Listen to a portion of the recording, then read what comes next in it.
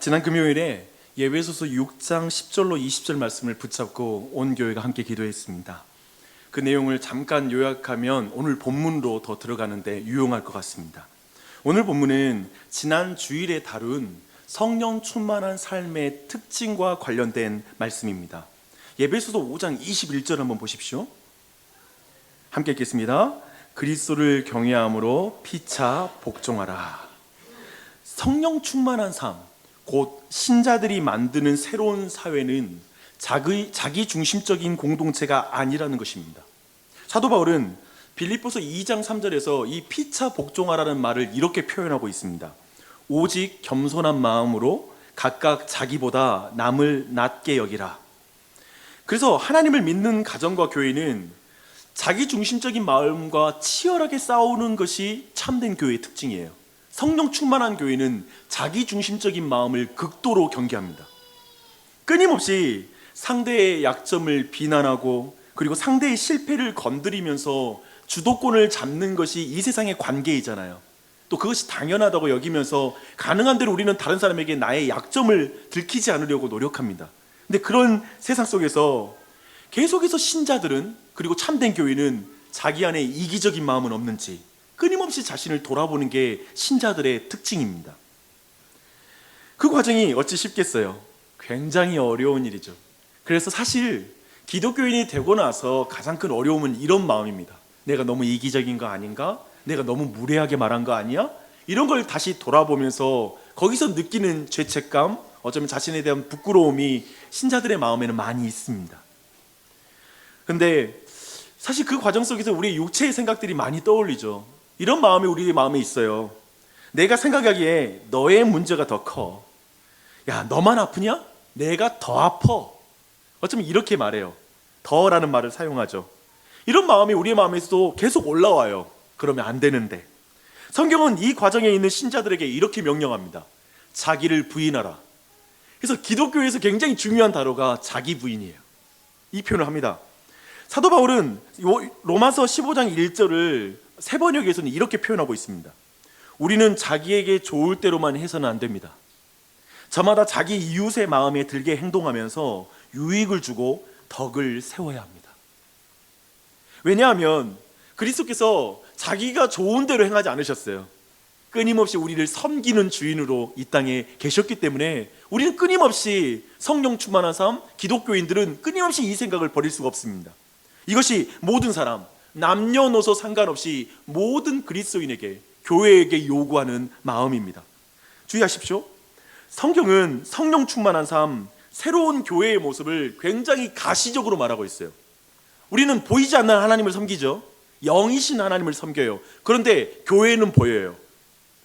우리는 하나님 믿는다는 믿음은 보일 방법이 없어요. 우리의 마음은 보일 방법이 없지만 우리의 삶으로 우리가 하나님을 믿고 있는 걸 가시적으로 나타내게 돼요.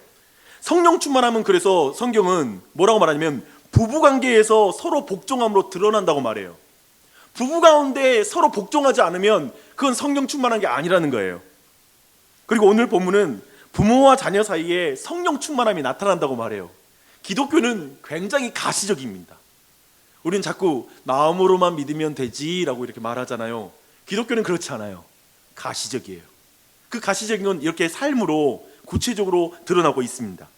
그리고 이번에 다루진 않겠지만 종과 주인 사이, 즉 사회 안에서 윗사람과 아랫사람 사이에 분명하게 성령 충만한 신앙은 반드시 드러나게 돼 있습니다. 그래서 자신의 입장과 유익이 아닌 다른 사람의 유익을 생각하는 사람들이 모이는 모임이 교회예요. 그런 교회는 어떤 모습일까요? 서로를 낮게 여기고 자기를 겸손하게 낮추는 사람, 서로의 유익을 생각하는 사람들끼리 교회에서 모여 있는 거예요. 그 모습은 아마도 충분히 상상이 될 것입니다. 그런데 이렇게 가시적인 성령 충만한 삶은 결코 사람의 힘으로 살아낼 수 없다라는 것이 성경의 가르침입니다. 그래서 사도 바울은 보이지 않는 것에 답이 있다고 그래요. 즉 교회가 보이는 삶으로 성령 충만한 삶을 사는 건 보이지 않는데 그 비결이 있다. 그것은 뭐냐면 17절에 보십시오. 5장 17절, 오직 성령으로 충만함을 받으라. 보이지 않는 성령 하나님으로 충만하지 않고는 우리는 이 성령 충만한 삶을 살아낼 수가 없다라고 성경 가르치는 것입니다. 이렇게 말하는 것이죠. 이제부터 말하는 신자와 교회의 새로운 삶은 오직 보이지 않는 성령 하나님으로 그분의 도우심으로만 가능한 것이다 라고 먼저 사도 바울은 먼저 말하고 시작합니다. 그리고 말하고 나서 모든 의무를 다 말하고 나서 6장 10절 이제 후반부에는 뭐가 있냐면 지금까지 말한 신자와 교회의 새로운 삶은 보이지 않는 마귀의 방해를 받게 되어 있다라고 말합니다. 그래서 지금 앞뒤가 뭐가 있죠? 우리 눈에 부부 사이, 그리고 부모와 자녀 관계, 상관, 그 윗사람과 아랫사람의 모든 관계에서 성령 충만한 그 드러나는 삶은 보이지 않는 성령 하나님을 의지할 때만 가능하고, 보이지 않는 영적 전쟁을 그리고 그 마귀가 방해한다는 걸 느끼지 않으면 이런 삶을 살 수 없다라고 앞뒤로 이렇게 설명하고 있는 것입니다. 놀랍죠? 오늘 이 자리에 여러분 모두 교회에 와 있어요. 그러나 저는 여러분 모두가 정직하게 이 말씀 앞에 자신의 영혼을 좀 비춰보셨으면 좋겠습니다. 이 질문 앞에 정직하게 서보십시오. 나는 자기 중심성을 이기고 서로 복종하는 삶이 신자의 삶임을 믿고 가족과 교회, 직장의 삶을 살고 있는가? 정직하게 이 질문 앞에 서보십시오. 나는 에베소서 5장 21절 서로 피차 복종하라 라는 그 말씀을 하나님의 말씀으로 믿고 있는가? 그리고 나는 그 말씀에 순종하고 있는가? 자기 부인을 사람의 힘으로는 도저히 할 수 없다는 것에 깊이 그 사실을 인정하면서 성령 충만하게 해달라는 그 기도를 간절하게 드리고 있는가? 자기 부인을 방해하는 마귀의 세력을 분명하게 느끼면서 마귀와 대적하며 살고 있는가? 이 질문을, 이 에베소서의 이 질문을 정직하게 들어보십시오. 그리고 여러분의 마음으로 이 순간에 답해 보십시오. 지난 금요일에 금요 복음 집회를 준비하고 함께 기도를 하는데 이 말씀을 가지고 나눴거든요. 하나님이 주시는 이 말씀을 제 자신과 교회에게 주시는 말씀이라고 굳게 믿었습니다. 그 믿음으로 받고 특별히 우리 공동체에 기도하기 원하는 하나님의 마음을 느낄 수 있었습니다. 그래서 5월에 기도하자라고 제안했던 게 그 이유입니다. 이 질문 앞에 정직하게 서면, 즉 우리 신자들이 자기 부인이라는 것이 우리의 성령 충만한 소명이고 이 일에 성령 충만하지 않으면 안 되고 또 사단의 방해가 있다는 사실을 절실하게 느끼는 사람만이 에베소서 6장 18절 말씀이 마음에 확 와요. 그 6장 18절 말씀이 이것입니다. 모든 기도와 간구로 하되 항상 성령 안에서 기도하고 이를 위하여 깨어 구하기를 항상 힘쓰며 여러 성도를 위하여 구하라. 주님 안에서 사랑하는 교우님들, 오늘 말씀의 결론이 이거예요. 오늘 설교의 말씀 모두 듣고 나서 우리 안에 마음에 뭐가 있어야 되냐면, 성령님 충만해야 되겠다, 성령을 구해야 되겠다, 나 기도해야 돼, 나 지금 성령으로 해결할 문제를 내 힘으로 해결하려고 하고 있어, 기도해서 나아가야 될 문제를 생각하고 있어 라는 결론에 도달해야 된다고 믿습니다. 그래서 여러분 안에 기도가 일어났으면 좋겠어요. 성령 충만한 사람일수록 기도하고요, 영적 전쟁을 느끼는 사람일수록 기도해요. 그 반대도 성립하겠죠. 영적 전쟁이 없다고 생각하면 기도하지 않아요. 그리고 내 힘으로 된다고 생각하면 성령을 구하지 않아요. 그래서 교회는 시작할 때부터 모여서 기도했고 성령님을 받았어요. 나만을 위한 기도가 아니라 서로를 위해서 기도했다라고 성경은 말하고 있습니다. 그래서 서로 기도해야 돼요. 이건 교회에 대한 명령이에요. 부모와 자녀, 세상의 위아래 사람들과 관계에서 서로 복종하는 삶을 통해 세상을 변혁시키려는 것이 하나님의 방법이거든요. 우리가 멋진 학위를 따고 멋진 직장을 갖고 돈을 많이 벌어서 세상을 바꾸는 게 하나님의 계획이 아니라 우리 한 사람 한 사람이 자기를 부인하고 다른 사람을 존중하면서 이 세상을 변혁시키는 게 하나님의 방법이에요. 근데 그 힘은 우리 힘으로 안 돼요. 죽었다 깨어나도 우리 인간의 혈과 육으로는 안 돼요. 그래서 성령을 구하라고 말하고 있고 오직 성령님으로 영적 전쟁을 이김으로 말미암아 가능한 삶이라고 성경은 말하고 있습니다. 그래서 그러한 중심, 그 마음이 오늘 말씀을 듣고 나서 다시 한번 절실하게 느꼈으면 좋겠어요. 그 마음으로 이제 오늘 본문의 말씀 들어가 보십시다. 근데 제가 먼저 한 가지 여러분과 함께 풀고 갔으면 하는 문제가 하나 있습니다. 여러분 쭉 아내와 남편 그리고 부모와 자녀, 종과 상전 관계 보면서 누구에게 먼저 의무를 요구하는지 아세요? 보면 아내를 남편보다 먼저 언급하고요, 자녀를 부모보다 먼저 언급해요. 그리고 종을 상전보다 먼저 언급해요. 근데 왜 아내를 남편보다 먼저 언급하면서 남편에게 복종하라고 말하는 것일까? 저는 좀 그런 게 좀 걸려요. 왜 자녀를 부모보다 먼저 언급하면서 부모에게 순종하라고 하는 것일까? 종을 상전보다 먼저 언급하면서 상전에게 순종하고 그리스도께 하듯 순종하라고 말하는 것일까요? 저는 이 질문이 생긴 이유는 제가 이해하는 복음 때문에 그렇습니다. 제가 이해하는 복음은 높으신 예수 그리스도께서 죄인을 위하여 먼저 내려오셔서 낮아지셨기 때문에, 그래서 좀 말씀을 바꾸면 좋겠다는 생각이 들어요.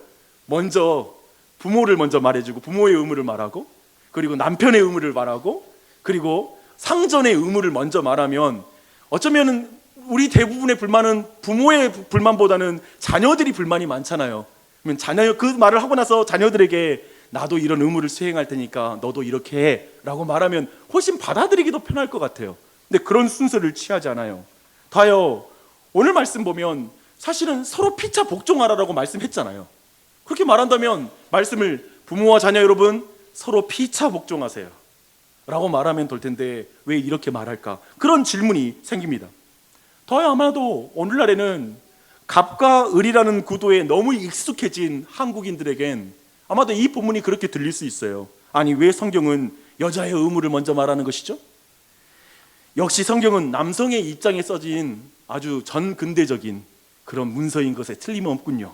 어쩌면 이렇게 말할 수 있을 거예요. 그러나 지난주 말씀과 오늘 말씀, 그리고 성경 전체적인 가르침을 이해할 때 결코 그렇게 말할 수 없다는 것을 우리 짚고 넘어갈 필요가 있습니다. 성경은 분명히 말해요. 남편과 아내, 부모와 자녀, 주인과 종은 하나님을 닮은 존재로서 똑같이 존엄해요. 똑같아요. 동등해요. 하지만 하나님이 정하신 역할이 달라요. 한 유명한 신학자가 간결하게 이렇게 말했습니다. 가치의 평등은 역할의 평등이 아니다. 가치의 평등은 역할의 평등이 아니다. 이 말씀을 이해해야만 남편이 아내의 머리가 된다라는 성경의 말씀이 이해가 돼요. 그리고 부모의 권위, 그리고 교회와 사회 안에서 있는 모든 질서를 우리는 존중하고 이해할 수 있게 돼요. 이걸 이해하지 못하면 우리는 넘어갈 수가 없어요. 가치의 평등은 역할의 평등이 아니다라는 말을 꼭 기억하십시오. 성경이 말하는 남편, 부모, 주인은 가치에서 권위가 있는 게 아니에요. 다만 역할에서 권위가 있는 거예요.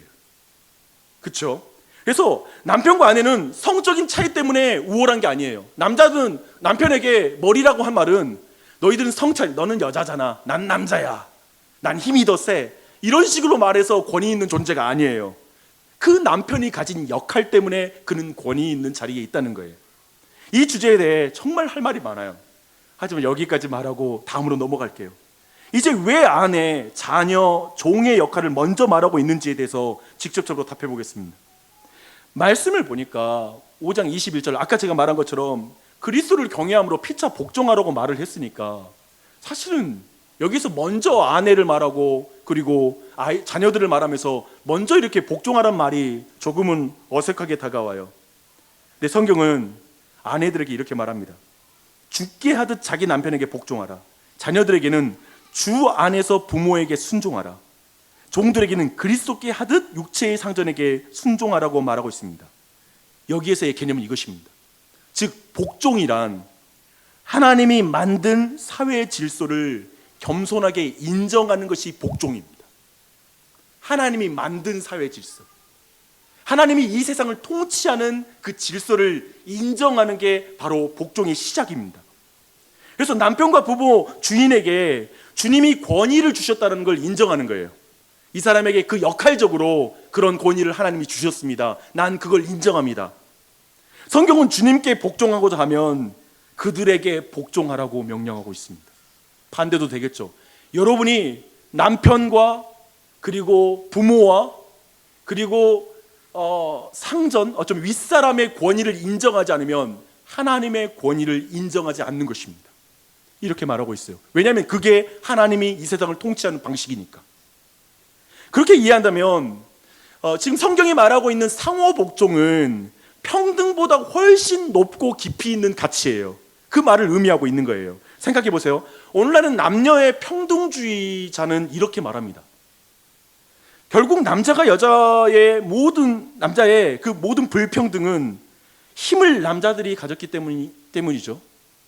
그렇게 남편과 아내의 역할이 다르다는 말은 굉장히 위험합니다. 남편과 아내, 또 남편이 아내의 머리라는 말은 이건 정말 받아들일 수 없는 말입니다. 이건 굉장히 남성주의에 근거한 말이죠. 남성과 여성의 문제를 풀려면 결국 역할과 권위도 똑같이 나눠야 됩니다. 즉 힘을 똑같이 가져야만 지금 남자와 여자 사이의 억압의 문제를 풀 수 있고 궁극적으로 행복한 사회로 나갈 수 있습니다. 부모와 자녀도 마찬가지입니다. 왜 부모가 자녀들보다 높은 권위를 가져야 되죠? 아이들도 똑같은 인격체이고 똑같은 존재이기 때문에 평등해야 됩니다. 그러니 모든 역할과 권위를 똑같이 나눠야 됩니다. 함부로 부모도 자녀들에게 종교를 말해서는 안 되고 그들에게 함부로 자신의 종교를 강요해서는 안 됩니다. 교회든 세상의 모든 관계도 동일하다고 생각합니다. 이게 오늘날 유행하는 평등주의입니다. 우리는 부부 사이, 부모와 자녀 사이, 사회 안에 있는 모든 종류의 억압과 폭력을 비성경적이라 믿어요. 저도 그렇습니다. 남녀 사이에 있는 모든 불평등 그리고 잘못된 권위주의는 저는 모두 철폐되어야 한다고 생각합니다. 그러나 만약에 우리가 방금 말한 평등주의를 받아들이게 된다면 부부와 관련해서 남편의 머리됨이라는 말 자체가 받아들이지 않는다는 거예요. 제가 지금 이 말을 계속하는 이유는 뭐냐면 근본적으로 우리에게는 이 전제가 너무 강해요. 평등주의가 굉장히 깊이 스며들어 있어요. 그래서 남편이 아내의 머리다는 말을 도저히 이해가 안 될 뿐만 아니라 계속 말씀 듣고 나서도 계속 이게 동의가 안 돼서 마음이 어려워요.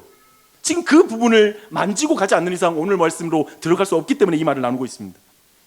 사실 남성들 중에서도 그거 아세요? 남편의 위치를 평등주의로 생각하는 남편들이 많아지고 있어요. 그 말은 뭐냐면 성경이 말하는 영적인 권위와 그 책임지는 남편의 위치에 대해서 자기는 책임지고 싶은 마음이 없는 사람들이 많아지고 있어요. 놀랍게도 반대로 남자들은 남자의 역할 그게 너무 무겁게 느끼고 있어요. 최근에 신혼집을 차리면 거기에 경제적인 부담을 할 용의가 있느냐라고 여성들에게 설문조사한 것을 봤어요. 굉장히 많이 높아졌어요. 저는 좀 이 부분을 재밌게 봐요. 과거에는 남자들이 해야 되는 역할을 이제 같이 나눠야 된다는 측면에서 뭐 긍정적인 측면도 있고 하죠. 근데 제가 보는 부분은 뭐냐면 평등주의 가운데 이것이 평등주의적인 흐름으로 가는 거거든요. 왜냐면 아시잖아요. 권리는 취하려고 하는데 남자들에게 역할을 막 부여하는 이런 느낌의 사회 분위기, 이것도 우리가 틀렸다라고 생각하잖아요. 그것들이 지금 사라지고 있어요. 근데 그것으로 갔을 때 결국 평등주의를 받아들이면 어떤 남편의 고유한 역할들에 대해서 이제 그건 아내도 할 수 있잖아. 여성들도 그 일을 할 수 있지 뭐. 그래서 남성들이 영적인 그 권위마저도 그리고 그 위치의 책임마저도 내려놓는 경향이 강해지고 있다는 거예요. 결국 이렇게 받아들이면 부모의 권위까지도 인정할 수가 없습니다. 결국 성경적인 가정과 교회를 받아들이지 못하게 되는 것까지 갈 수 있어요. 제가 보는 것은 이 평등주의가 오늘날의 교회와 부부관계를 성경적으로 가지 못하게 하는 가장 큰 장벽 중에 하나입니다. 도리어 부부와 부모 자녀 그리고 사회의 관계에서 끊임없이 밀당과 거래가 가득해요.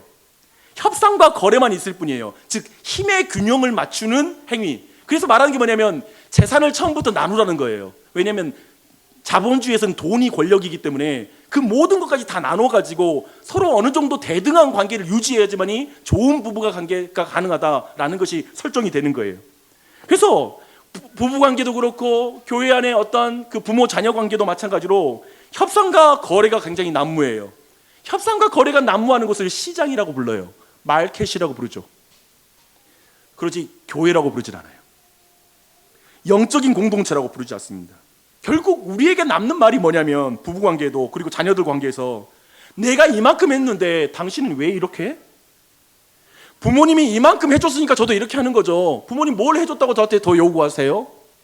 결국 거래만 남는 거예요. 그런 말을 극복할 수가 없어요. 그러나 성경이 말하는 상호복종은 굉장히 다른 거예요. 어쩌면 이 시대가 사람들이 이제 불합리하고 억압을 만드는 정통적인 종교적 그런 가정이라는 개념을 깨뜨립시다. 그래서 힘을 똑같이 나눠서 억압이 없게 하고 서로를 견제합시다 라고 말하는 평등주의와 완전히 달라요.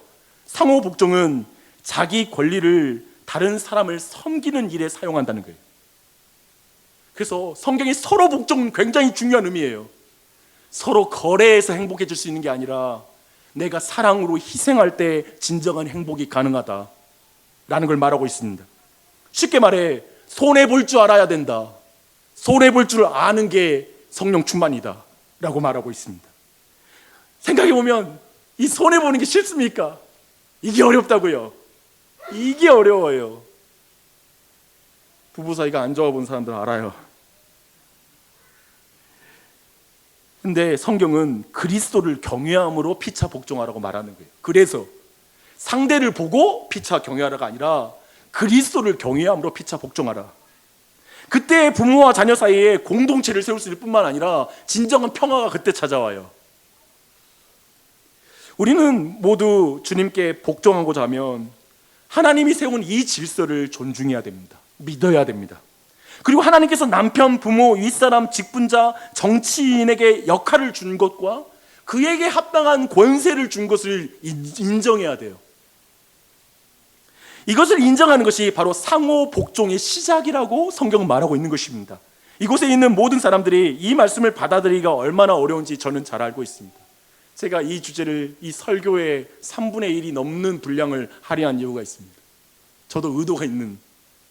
왜냐하면 제가 볼 땐 부부에 대한 세미나, 자녀 세미나 다 들었다고 생각해요.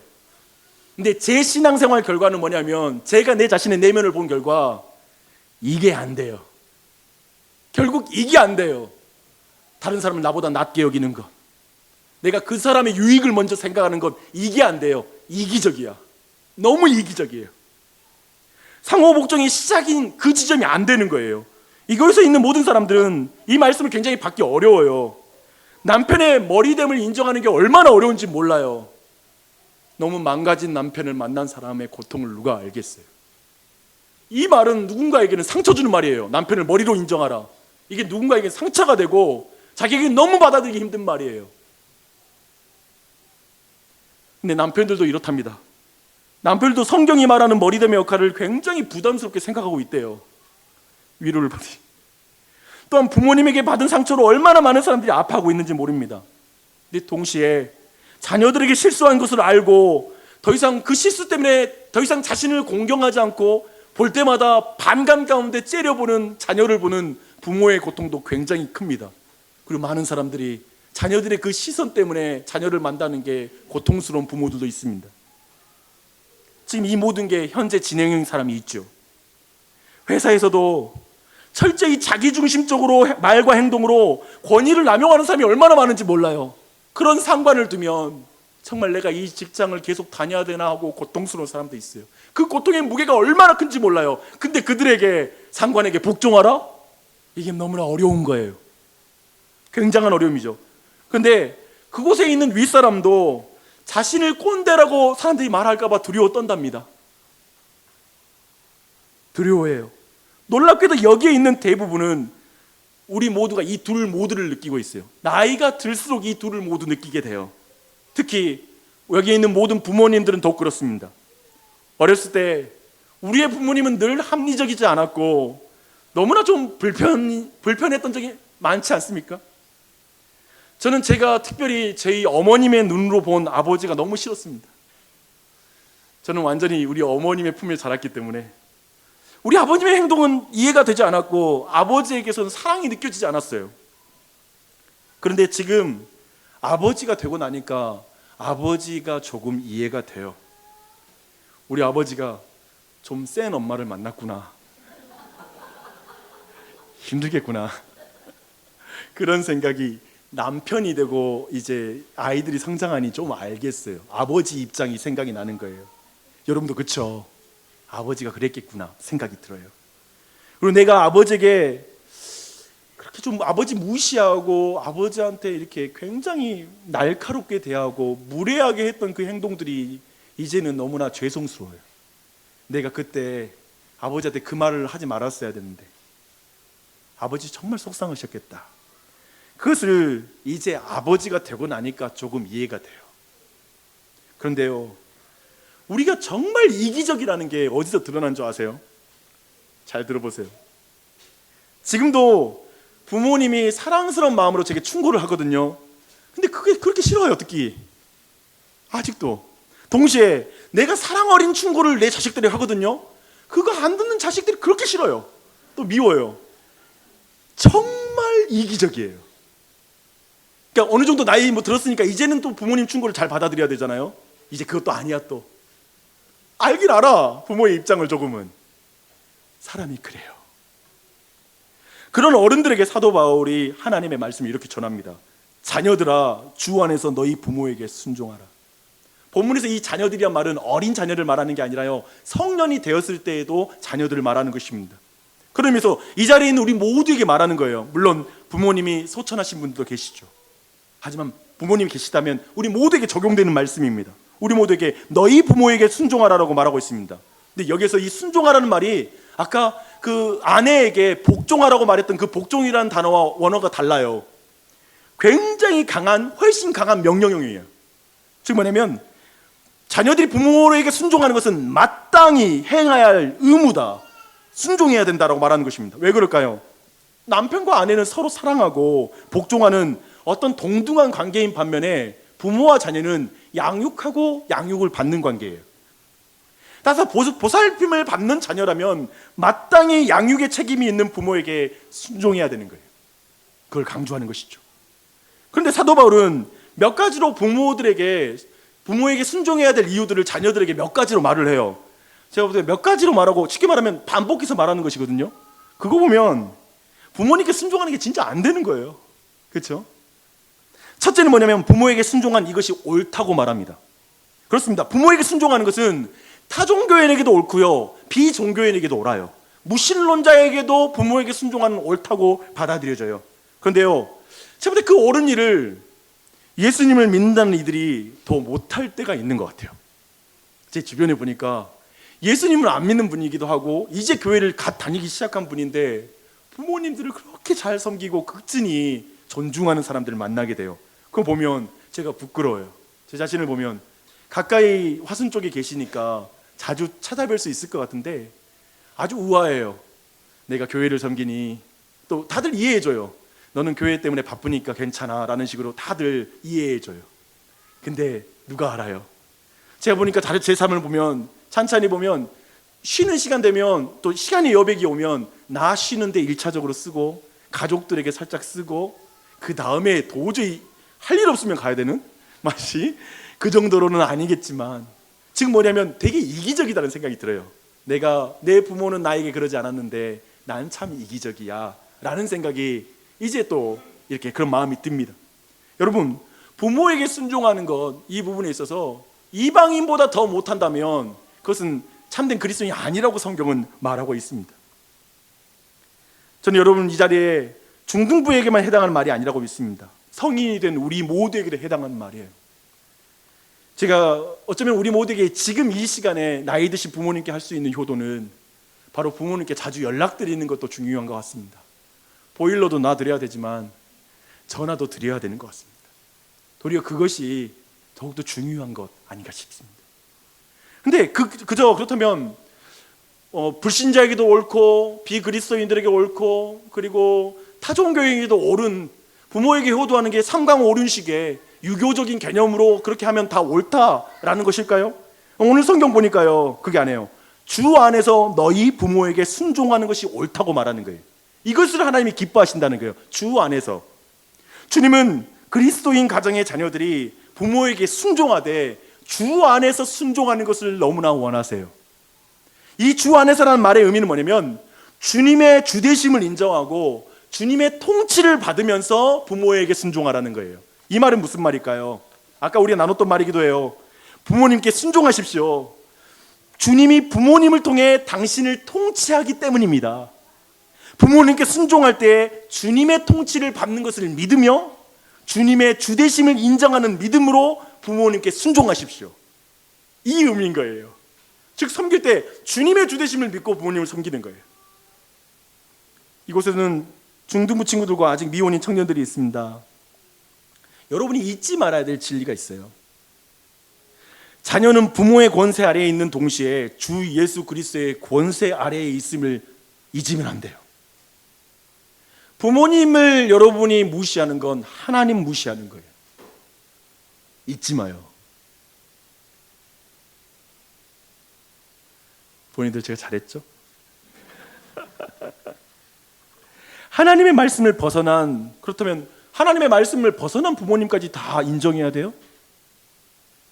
그렇게 말한다면 이에 대한 대답 또한 주 안에서예요. 우리에게 일평생 부모의 권세, 동시에 예수님의 권세 아래에 있는데 부모의 권세는 예수님의 권세 아래에 있다는 거예요. 그래서 부모가 하나님의 말씀을 벗어나거나 하나님의 뜻을 떠난 것을 자녀에게 요구한다면 하나님을 경외하는 자녀는 주님의 권세를 따르면 돼요. 부모의 권세를 따르는 게 아니라.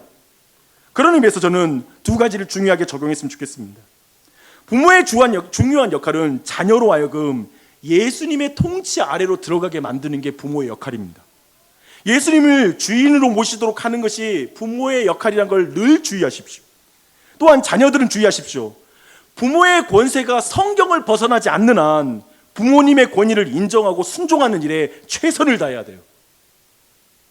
무엇보다 부모님이 나이가 들고 힘이 약해지는 순간에도 끝까지 부모님을 존중하고 사랑하는 태도를 이 자리에 있는 모든 자녀들은 주님의 뜻인 줄 알고 받아야 될 것입니다. 주님의 권세 아래에 부모님을 둘 때 우리는 더 효도할 수 있어요. 성경은 주 안에서 부모에게 순종해야 하는 이유를 계속해서 말해요. 사도는 부모를 공경하라는 구약의 계명을 인용합니다. 이 계명은 자기 부모를 공경하면 땅에서 장수할 수 있다는 약속이 있는 계명이에요. 이것을 특별하게 말하고 있어요. 이것은 출애굽기 20장 12절과 신명기 5장 16절을 다소 자유롭게 인용을 한 것입니다. 좀 섞었어요. 내 부모를 공경하라. 그리하면 내 하나님 여호와가 내게 준 땅에서 내 생명이 길리라. 신명기는 이렇게 말합니다. 그리하면 여호와가 내게 준 땅에서 내 생명이 길고 복을 누리리라. 사도 바울이 이 말씀을 하는 이유는 분명합니다. 부모님께 순종하는 것이 하나님의 뜻이에요. 옳은 일이에요. 그러나 동시에 하나님이 복 주시는 일이에요. 이것까지 알려주기 원하는 거예요. 여러분, 이 자리에 있는 사람들은 부모에게 효도하면 복 준다는 말에 대해서 다르게 생각할 수 있는 사람도 있을 거예요. 별로 와닿지 않는 사람? 아니, 부모님에게 효도하는 건 옳은 일이고 하나님의 명령이 마땅히 지켜야지, 그 지킨다고 복 준다 안 준다로 내가 부모님께 효도하면 되겠습니까? 나는 그거 없어도 하나님께 효도할 수 있습니다 라고 말할 수 있을 거예요. 그런데 성경은 굳이 말하는 거예요. 아니, 내가 그렇게 하면 복도 줄 거야. 복도 줄 거야. 이건 기복주의가 아니에요. 부모님께 효도하는 자에게, 아니, 그 부모님을 공경하고 부모님 말에 순종하는 자에게 그 은혜를 주실 것입니다. 자기 부모를 공경하면 주는 복은 어쩌면 개인에게 장수하는 그 복이 실제로 좋을 수도 있겠지만 아마도 우리는 부모님께 효도해도 빨리 죽는 사람들이 있으니까요. 그건 어떻게 되는 것입니까? 라고 말한다면 존 스토트라는 분이 이렇게 말했어요. 이것은 한 개인에게 준 복이라는 개념보다 사회에게 주는, 교회에 주는 복일 수 있다라고 말해요. 무슨 말이냐면 부모를 공경하는 그 문화가 있는 사회는 안전한 복이 될 거라는 거예요. 모두에게 안전해질 거라는 거예요. 혹 여하튼 예외적인 경우가 있을지라도 자기 부모를 공경하고 부모에게 순종하는 자녀들은 그렇지 않는 자녀들보다 세상에서 잘 되고 장수한다는 것입니다. 저는 이것도 취해야 된다고 믿습니다.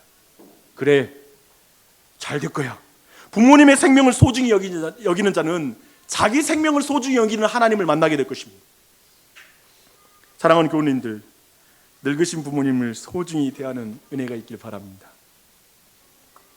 이제 사도는 부모들에게 권면합니다. 자녀들을 화나게 하지 말고 이어서 주의 훈계와 훈련으로 자녀들을 양육하라고 적극적으로 권고합니다. 자녀들을 위한 권면에 비해 부모들에 대한 권면은 짧을 뿐만 아니라 구약 성경 인용도 안 해요. 또 약속도 안 해줘요. 너 자녀들 화내지 않으면 내가 사탕 준다 라는 말씀 안 하세요. 어쩌면 부모의 역할을 축소시키는 걸까요? 아니요. 자식들에 대한 절대적인 권한을 인정하던 로마 사회에서 자녀들을 화나게 하지 말라는 말씀은 굉장히 파격적인 말이에요. 로마 시대에 이 말씀을 처음 대하는 사람의 입장에서 들어야 돼요. 왜냐하면 그 당시에는 선천성 장애를 가진 자녀들을 죽일 수 있는 권한이 부모에게 있었어요. 아버지에게. 그리고 원치 않는 딸을 버리거나 노예로 팔 수 있었어요. 요즘은 딸이 선호하는데 우리가, 그 당시에는 딸을 그냥 노예로 파는 경우가 있어요. 심지어 성인이 된 아들을 때리고 옥에 가두고 죽일 수 있는 권한이 부모에게 있었어요. 즉 형사적으로 이유를 묻지 않는 거예요.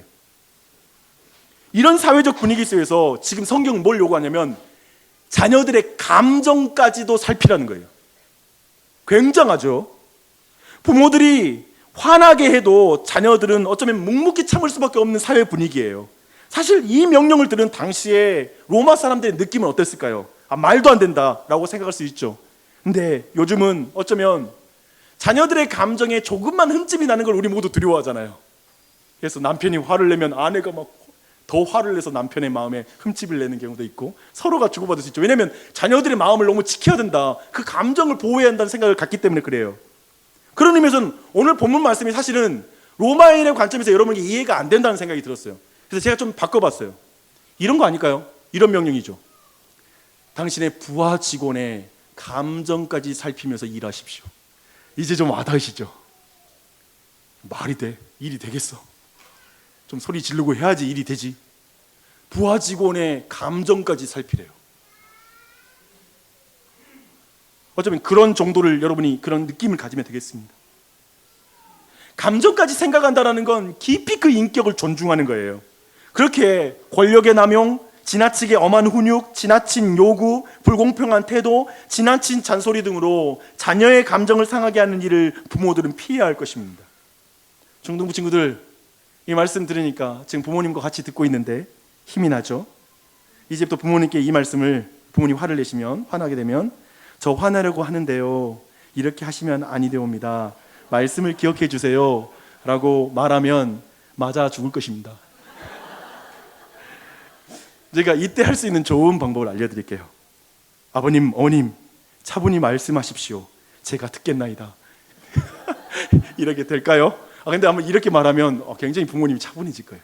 모든 감정을 잃고 모든 화가 누그러들 수 있을 것 같아요. 근데 이 부분을 넘어가고, 여러분은 자녀들의 역할은 뭐냐면, 부모님은 불완전해요. 그러면서 여러분들이 부모님을 위해서 기도해 줘야 돼요.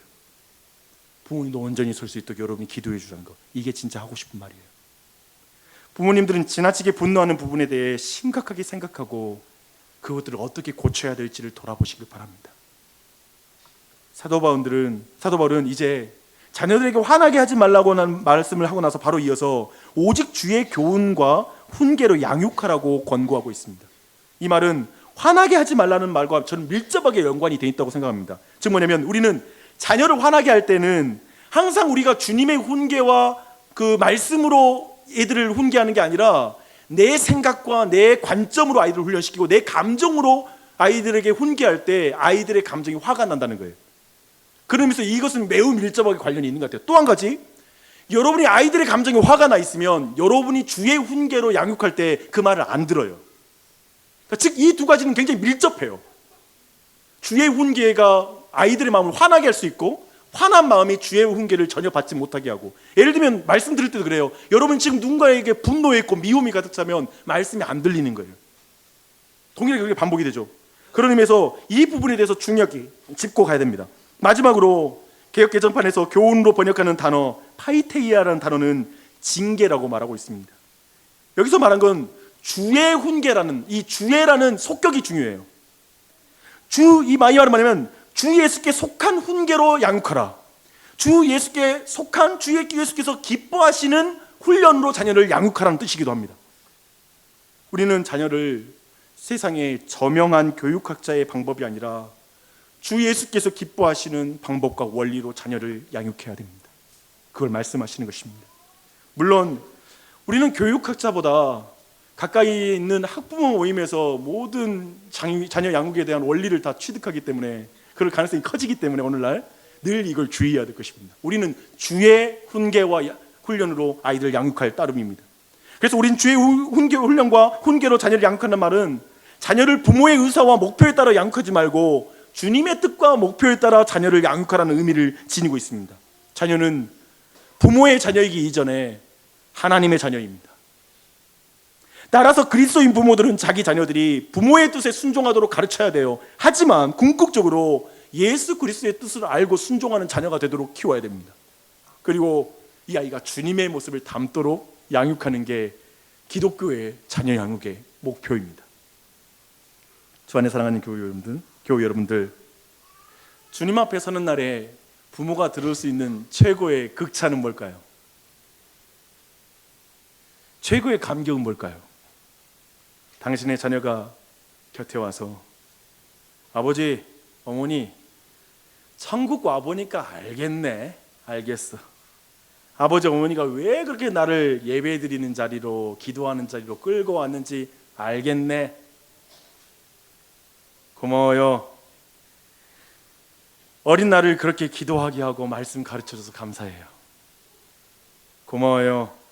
주의 교훈과 훈계로 저를 인도해 주셔서, 그리고 아버지, 어머니 그런 마음도 모르고 반항하고 대들었던 저를 용서해 주시고 사랑해 주셔서 감사해요. 이게 천국에 섰을 때, 주님 앞에 선 날에 우리가 들을 수 있는, 자녀에게 들을 수 있는 가장 큰 극찬이 될 것입니다. 주 안에 사랑하는 교우 여러분들, 마지막 날에 자녀 신앙 전수에 대한 것은 부모에게 하나님 물어보십니다. 저는 교회 교사가 아니라고 생각합니다. 부모입니다. 우리의 자녀들은 부모를 통해 주님 닮아갈 거예요. 부모의 인내와 사랑을 통해 예수님 더 깊이 만나게 될 거예요. 고생 많으시죠? 부모님들 힘내십시오. 더 인내하십시오. 예수님 곧 오시니까 길어봐야 80년 산다고 생각하고 앞으로 한 40년 정도 더 참자, 그러나 한 50년 정도 더 참자라는 마음 가지고, 짧으니까 금방이에요. 금방 끝날 거예요. 참고 인내하며 자녀들에게 끝까지 주님을 전하십시오. 제가 볼 때 오늘날은 정말 권위를 인정하는 않는 시대예요. 제가 보니까 워낙 억압과 그리고 그 갈등들이 워낙 많은 사회다 보니까 가정 안의 부모님, 그리고 부부 사이, 그리고 사회에서 윗사람 아랫사람의 관계는 완전히 깨졌어요. 그래서 제가 볼 때는 지금 어떤 시대냐면 모든 권위가 없어도 되는 시대예요. 그러니까 회사로 말하면 상관과 부하 직원 개념이 사라지는 체계로 갈 것 같아요. 전반적으로 모든 시스템이. 그래서 굳이 자기 일만 맡아서 어떻게 처리하면 되는 어떤 지점들을 계속 만들어가는 과정인 것 같아요. 아예 상관을 지워버리는 거죠. 체계를 단순화시킨다든지 어떤 식으로든 지워버리는 거예요, 절차를.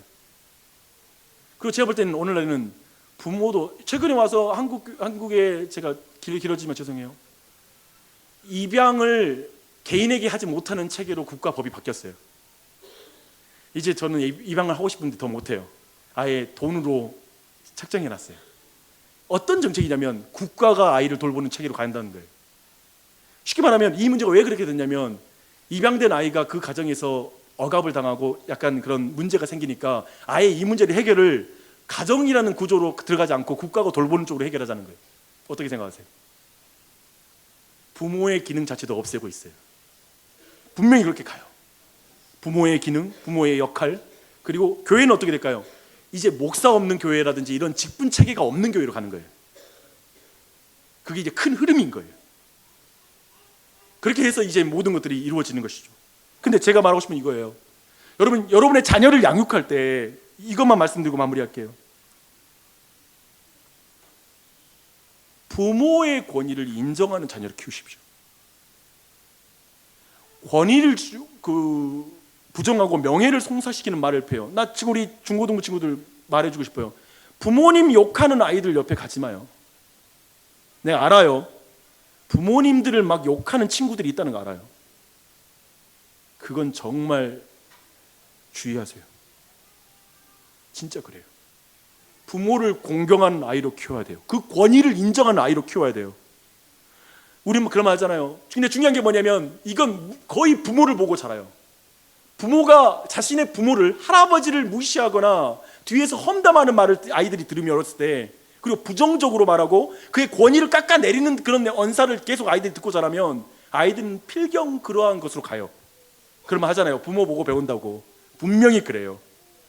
그래서 제가 보는 건 뭐냐면 오늘날은 워낙 이 권위 부분이 무너진 사회이기 때문에 그리스도인의 그리스도인됨을, 제가 볼 땐 권위됨을 인정하는 것으로도 그리스도인의 그리스도인됨이 드러날 수 있어요. 예를 들면 학교에서 선생님의 권위를 인정하는 아이가 되는 거.